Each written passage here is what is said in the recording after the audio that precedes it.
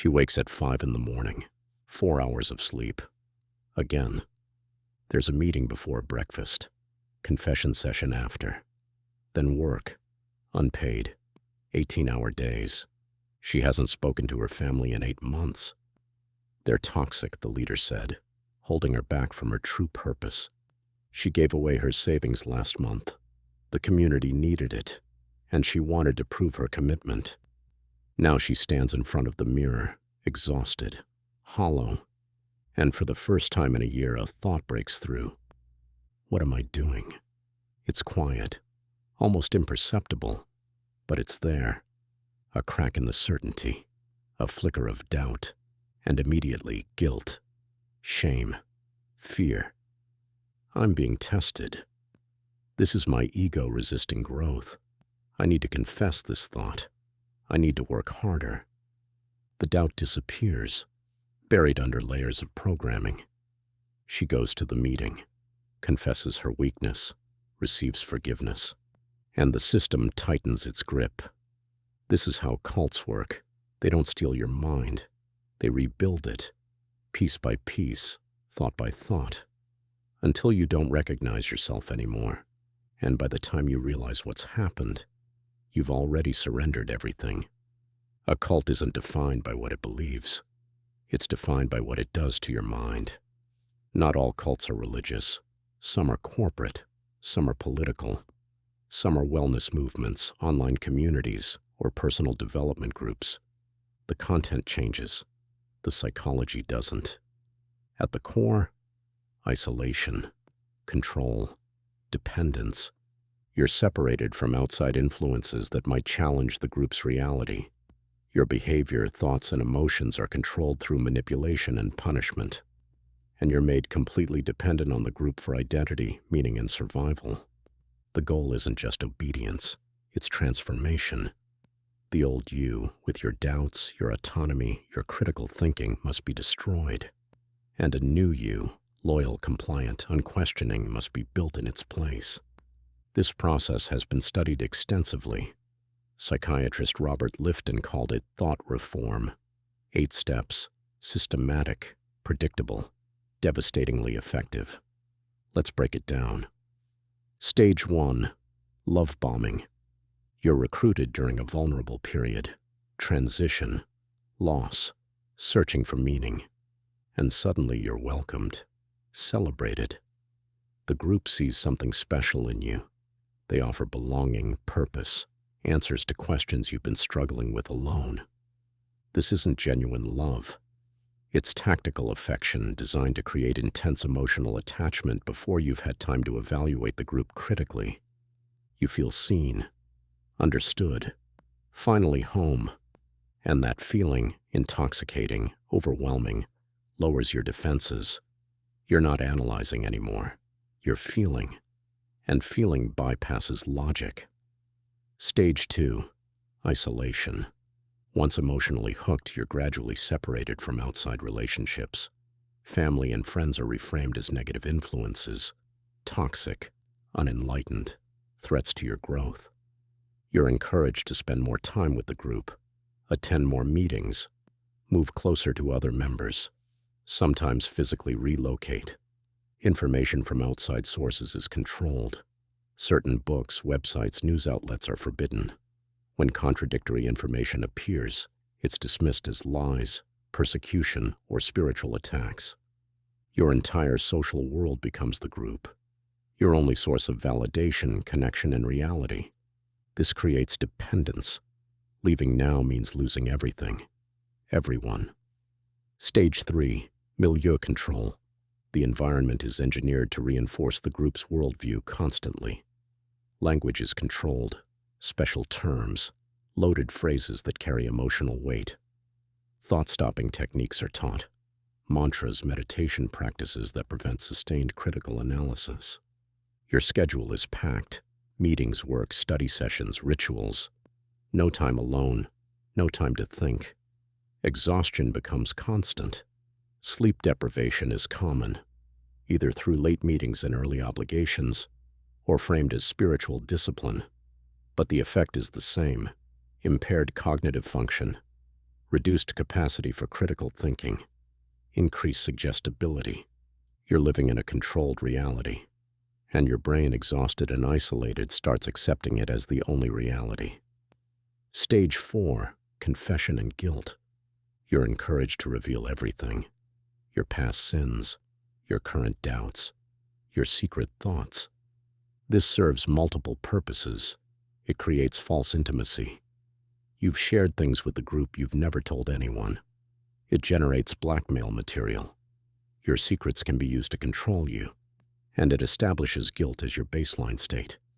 Because in a cult, you're never good enough, never committed enough, never pure enough. Every doubt is a personal failing. Every question is spiritual weakness. Every discomfort is your ego resisting transformation. So you confess constantly, and with each confession you're given correction, told how to think, how to feel, what you did wrong, how to improve. Your internal experience is externally managed. You lose trust in your own perceptions. The group becomes the authority on your inner life. Stage 5, demand for purity. The world is divided into absolute categories: good and evil, enlightened and ignorant, us and them. The group represents purity, truth, salvation. Everything outside is corrupt, dangerous, inferior.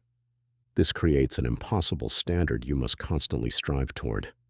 And because the standard is impossible, you're always failing, always needing more guidance, more commitment, more surrender. The perfectionism keeps you trapped. You can't leave. You haven't achieved purity yet. You can't question. That's proof you need more work. Stage 6, loading the language. Words are redefined. Simple phrases carry complex ideological weight. Thought-terminating clichés shut down critical thinking. Trust the process. Let go of ego. Everything happens for a reason. You're being tested. These phrases stop analysis. They provide pre-packaged answers that prevent deeper questioning. Over time, you internalize this language. You start thinking in the group's terms. And when you think in their language, you think their thoughts. Your internal monologue becomes the group's voice. Stage 7, doctrine over person. Your individual experience becomes irrelevant. If reality contradicts the doctrine, reality is wrong. You're suffering, that's your ego. You have doubts, that's your lack of faith. The leader's behavior seems unethical. You're not evolved enough to understand. Lived experience is subordinated to ideology.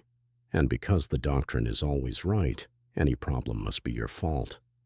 This creates learned helplessness. You stop trusting yourself entirely. The group is always right. You are always wrong. Stage 8, dispensing of existence. The group controls who deserves to exist, metaphorically or literally. Those outside the group are asleep, lost, spiritually dead. And if you leave, you become one of them. You lose your value, your purpose, your identity. Some groups predict terrible fates for leavers: eternal damnation, karmic consequences, psychological collapse, worldly failure. This creates existential terror around leaving. It's not just losing a community. It's losing your reason to exist. So why do intelligent people fall for this? Because intelligence doesn't protect you. Education doesn't protect you. Self-awareness doesn't protect you. Cults target vulnerability, not stupidity. And everyone has moments of vulnerability: loss, transition, loneliness, searching. The techniques work because they exploit normal psychology. Humans need belonging, need meaning, need certainty. Cults offer all three at the cost of autonomy, and the breakdown happens gradually. No single step seems crazy. You don't go from independent person to mind-controlled follower overnight. You make small compromises. Each one seems reasonable. Each one makes the next easier. By the time the demands become obviously unreasonable, you've already invested so much time, money, relationships, identity that leaving feels impossible. This isn't just traditional cults. It's everywhere. Corporate cultures that demand total loyalty, 80-hour weeks and treat questioning as disloyalty. Political movements that demonize outsiders, demand ideological purity, and punish dissent. Online communities that isolate members, reinforce extreme beliefs, and attack anyone who leaves. Even wellness movements, multi-level marketing, fitness communities. Any group that isolates you, controls information, demands confession, and makes leaving feel like existential failure. These are micro-cults, using the same psychology, same techniques, same destruction. So how do you recover? First, recognize you were manipulated. Not because you're weak, because the techniques are powerful. This isn't your fault. Second, rebuild outside connections. The isolation was intentional. Reversing it is essential. Reach out to old friends, family, people who knew you before. Third, reclaim your language. Notice the thought-stopping phrases, the loaded terms. Start thinking in your own words again. Question everything that feels like prepackaged thought. Fourth, trust your feelings. If something felt wrong, it probably was. Your discomfort wasn't ego. It was instinct. Learn to listen to it again. Fifth, go slowly. You're not just leaving a group. You're rebuilding an identity, a worldview, a sense of self. That takes time. And finally, forgive yourself for joining, for staying, for the things you did while inside. You were under psychological assault. You survived. Recovery isn't linear. Some days you'll feel free. Some days you'll miss the certainty, the belonging, the purpose, even though you know it was false. That's normal. The programming runs deep, but it can be undone. Freedom begins when you question the voice that tells you not to. That internal voice saying, don't doubt, don't question, don't leave. That's not your voice. It's theirs. Implanted, programmed, designed to keep you trapped. Real freedom is hearing that voice and questioning it anyway. They didn't steal your mind. They rebuilt it. But minds can be rebuilt again. By you. For you. One thought at a time. One question at a time. One doubt at a time. Until the voice in your head is finally your own again. And that reclamation, is where freedom actually lives.